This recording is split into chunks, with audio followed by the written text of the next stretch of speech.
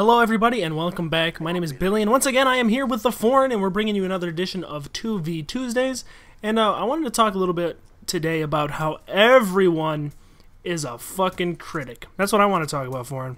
Yeah, you know what I mean? Fucking critics. No, I know exactly what you mean. And to just kind of get this started off, I mean, I think it all stems from everybody wants to have their opinion voiced. And there's nothing wrong with having your opinion voiced, but sometimes your opinion is wrong. I mean, not necessarily that your opinion is wrong. It's just there's a certain way to express an opinion and not be a douchebag about it. Agreed. Which is kind of the big thing. And it stems down to everyone is a critic, right?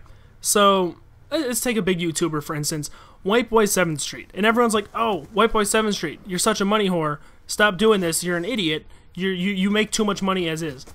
None of those people saying that knows how much work he puts into his videos. They don't do what he does for a living. They've never walked in his shoes.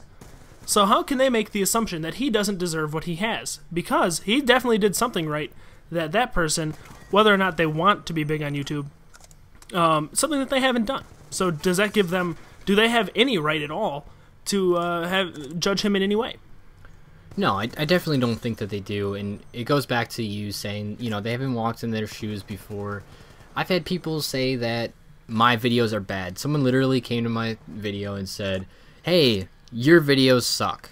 And then someone else replied to him, because I don't reply to haters anymore. Someone else replied and said, why did you click on the video then? Yeah. And it's people leaving, being critics, and their statements are unjustified. So that's where I go back to where I say that your opinion's wrong. It's not justified. There's no reason for you to be able to call me that. And I've seen that a lot too. I mean, it's not as bad. Okay, if someone comes to my video and they say, "Hey, I didn't really like this video. I left a dislike." You know, I'd be like, "Fine, all right. They didn't like the video. That's what the rating system is for. You know, thanks for leaving a comment and a rating and a view. I appreciate it." But in a situation like, and it doesn't really apply to us yet, and maybe never will, but when I'm just gonna keep going back to White Boy 7th Street just because I started him as a motif for this thing I'm doing here. He's also a big inspiration for both of us and a reason that we do what we do. Oh, yeah, I would agree with that. And but people will go to his channel and they'll say, "White Boy, you're a piece of shit. You fucking suck. Stop doing this." Why the personal attack on him? Has he ever done anything personally to anybody? Probably not. I know for sure he's never, you know, kicked my dog. He's never hit me. And if he has a video I don't like, or if I stopped liking his content, I would stop watching his content. And that's the thing. That's when your opinion goes beyond the thing you have the opinion about and starts translating into you making assumptions and judgments about a person. That's when it becomes a little bit too far. And I think people need to tone that down a little bit. I agree.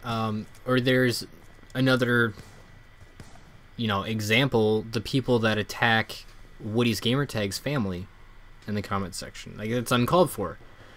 Critics can be critics, people calling him a view whore or money whore. But how many of you have walked in their shoes? How many of you guys have actually posted the amount of videos that they post, or had to deal with the amount of hate or praise that they have to deal with? It's definitely not something that's easily taken without without time. Mm-hmm.